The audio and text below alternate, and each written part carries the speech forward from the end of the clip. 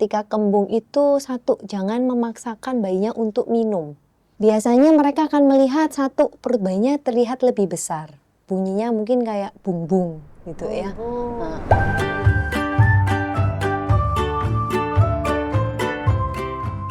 Assalamualaikum warahmatullahi wabarakatuh. Hai para moms and dad yang hari ini hadir di sini untuk menyaksikan Babylon Talks di episode yang pertama kali. Dengan saya Yuri Sabrina, dan yang pasti siang hari ini saya tidak sendirian, saya bersama dengan dokter spesialis anak yang cantik banget. Hari ini sudah hadir di sini dengan saya, yaitu Dr. Zenia Angelina. Hai dok. Halo. Gimana kabar? Baik-baik. Sehat? Sehat. Alhamdulillah. Oke dok, siang hari ini kita akan ngobrol-ngobrol seputar tentang kembung, perut kembung untuk anak-anak bayi ya. Kan kita tahu nih, bayi itu sering ngalami yang namanya perut kembung gitu kan. Tapi karena yang namanya bayi belum bisa ngomong dok, jadi bisa cuma nangis, Iya betul. kan ya. Akhirnya bikin orang tua panik, ya kan ya. Nah mungkin bisa infokan ya ke para moms yang ada di sini yang lagi nonton podcast kita kali ini. Sebenarnya kembung ini normal nggak sih dok dialami oleh seorang bayi? Terus apakah mereka lebih sering kembung daripada orang dewasa? Oh ya, oke. Ya, ini adalah salah satu keluhan yang paling sering ya dikeluhkan oleh orang tua tentang bayi gitu. Bayi ini sebenarnya merupakan kalau kondisi kembung pada bayi itu sebenarnya merupakan hal yang sangat normal gitu, sering banget terjadi gitu ya. Nah itu biasanya disebabkan karena pada bayi itu kemampuan untuk mencernanya itu kan semua masih dalam proses. Belum lagi ketika proses menyusui atau ketika proses minum susu dengan DOT, mungkin ada udara yang masuk gitu. Ya misalnya kalau menyusui langsung perlekatannya masih kurang bagus sehingga banyak udara yang masuk gitu ya. Kalau DOT juga begitu gitu. Jadi anak pada bayi memang sangat sering banget kalau terjadi kembung. Jadi itu memang penyebab umumnya seperti itu ya dok ya, untuk bayi kembung ya dok ya? Iya, betul. Baik. Nah biasanya di usia berapa sih dok bayi paling sering mengalami kembung? Bayi baru lahir biasanya ya, yang paling sering adalah bayi-bayi yang kecil. Oh. Gitu. Semakin dia nanti besar, kemampuan nyusunya semakin pintar, minum DOT-nya juga semakin baik, biasanya resiko kembungnya juga pasti akan berkurang gitu. Kecuali pada beberapa kasus, misal pada anak yang punya alergi atau dia ada gangguan intoleransi terhadap bahan tertentu, itu juga bisa menyebabkan terjadinya kembung. Oh, biasanya kalau bayi baru lahir ya berarti ya, bayi Yang baru paling lahir sering ya. paling sering sampai umur berapa rata-rata biasanya mereka sering Rata-rata, kembung itu? oh oke, rata-rata kalau untuk usia sekitar dari bayi baru lahir sampai sekitar 1 tahun, Oh, kejadian kembung itu masih cukup sering terjadi. oke. Gitu. Tapi di atas 1 tahun insya Allah udah mulai bisa Biasanya sudah mulai semakin semakin berkurang. berkurang ya Betul. kembungnya ya. Baik. Nah, ada nggak sih dok makanan yang dikonsumsi ibu menyusui itu juga bisa bikin bayi kembung?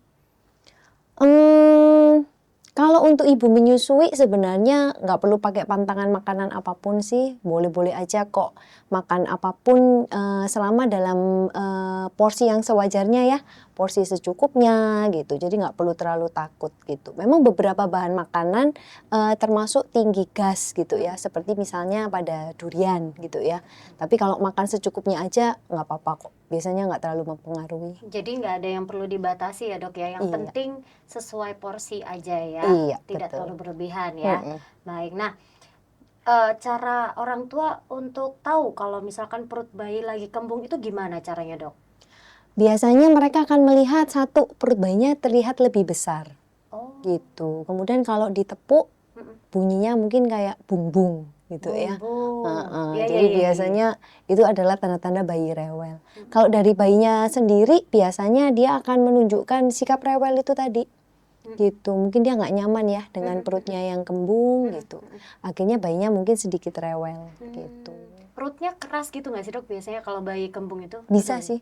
Bisa ya, Bisa karena itu keras, bisa enggak gitu. Oke. Tapi terlihat lebih besar. Terlihat lebih besar. Itu makanya harus ditepuk-tepuk pelan sedikit ya, Iya. untuk tahu ya dok Untuk ya. tahu, betul. Oke. Nah, kalau sudah tahu bayinya kembung nih dok, kira-kira langkah pertama apa yang aman yang bisa dilakukan para moms di rumah sebelum mereka buru-buru bawa bayinya ke dokter? Karena kan kadang biasanya apalagi ibu-ibu baru ya dok ya, Ya. aduh anakku kenapa nih gitu.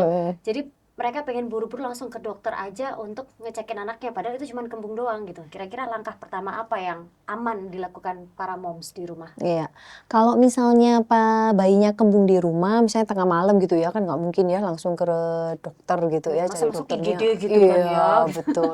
Dokternya mungkin juga udah nggak praktek ya. Iya betul, betul betul. Masuk ke IGD juga merasa kadang kayaknya kamu bukan kasus gawat darurat banget deh gitu ya. Yang bisa dilakukan adalah satu, kita bisa melakukan gerakan seperti mengayuh sepeda. Jadi babynya ini kita kakinya gerakan secara pasif seperti gerakan mengayuh sepeda. Atau misalnya kakinya kita tekuk ya, kakinya kita tekuk dilurusin gitu. Itu untuk membantu mengeluarkan sisa udara yang tertahan. Oke. Gitu. Harapannya udara ini bisa keluar sehingga kembungnya akan mereda. Kemudian yang bisa dilakukan lagi adalah mengoleskan sesuatu yang hangat. Gitu. Karena dengan adanya stimulasi ya berupa pijatan ya, pijatan I love you ya. Sebenarnya kita hanya mengusap perut bayi dengan gerakan I love you. Kemudian kita memberikan stimulasi hangat, itu juga merupakan salah satu cara untuk mengeluarkan udara yang tertahan di perutnya. Oh, Gitu.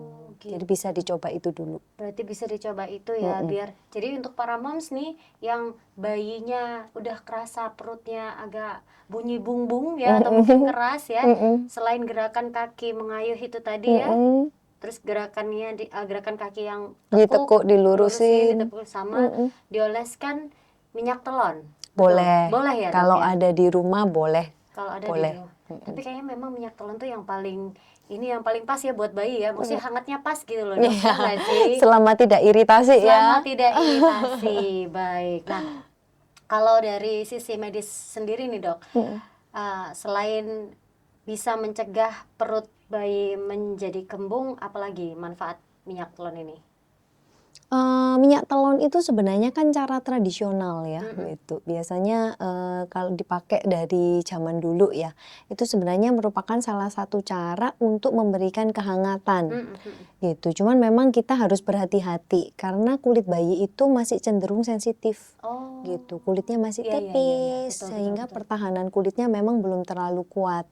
Sehingga kadang kalau kita oleskan minyak dan minyak itu memberikan rasa panas, itu bisa menimbulkan iritasi di kulitnya bayi. Oke, Gitu. nggak malah makin selesai kembungnya tapi malah nambah lagi ya, Dok, ya, Nambah iritasi. masalah, Nambah betul. masalah lagi.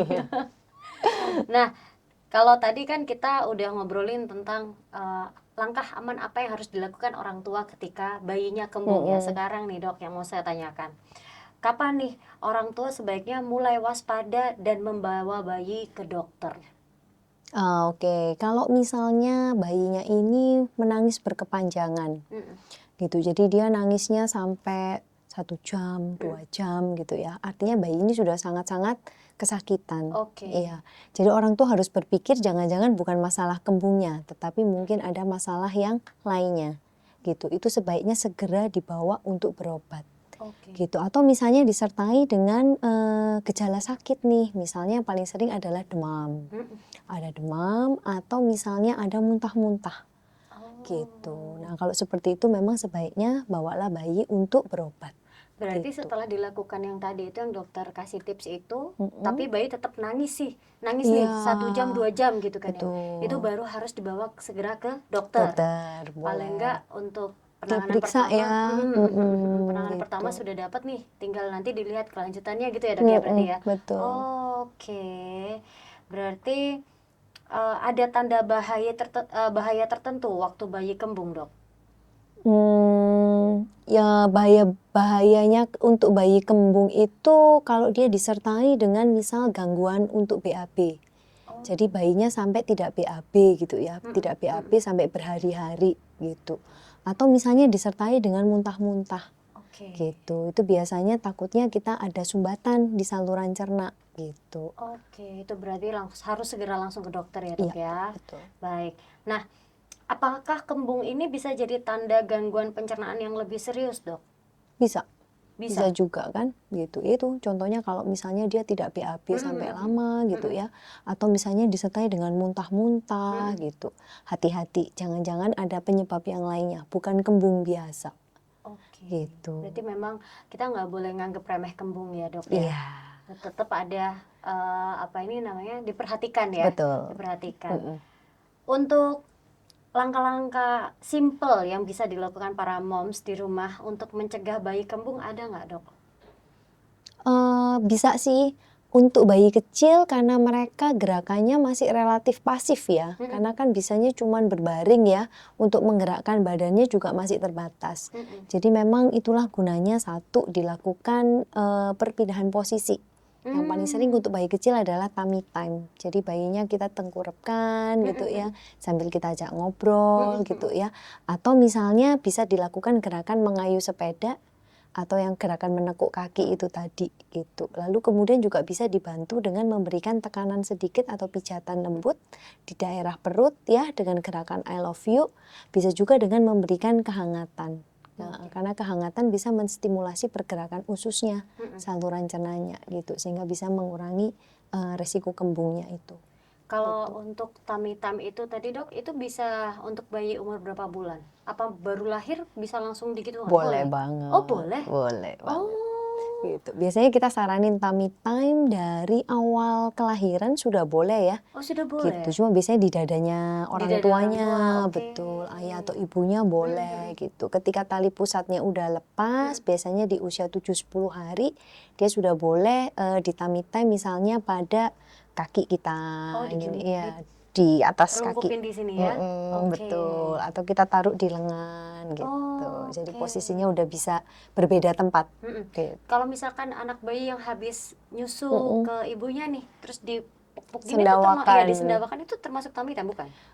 Termasuk, cuman biasanya kan kalau seperti itu posisi bayinya lagi tidur ya. Iya. Karena dia habis menyusu, biasanya dia ketiduran gitu ya, sehingga biasanya gerakan mengangkat kepalanya justru nggak keluar. Karena dia dalam kondisi ngantuk. Jadi kalau tummy time memang harus waktu babynya lagi bangun. Oh, Gitu. ketika dia lagi sadar ya dok ya berarti ya. Iya, Baik. betul. Berarti nggak habis minum susu ya, nggak habis minum ASI dari ibunya ya. Biasanya kalau habis minum ASI langsung tidur soalnya. Iya betul sekali. Saya sampai lupa jadi bayi ya karena sudah 35 tahun hidup. Saking lamanya hidup sudah lupa rasanya jadi bayi gitu kan. Nah, terakhir nih dok, kalau bayi sedang kembung, kira-kira hal apa yang paling nggak boleh dilakukan oleh para orang tua?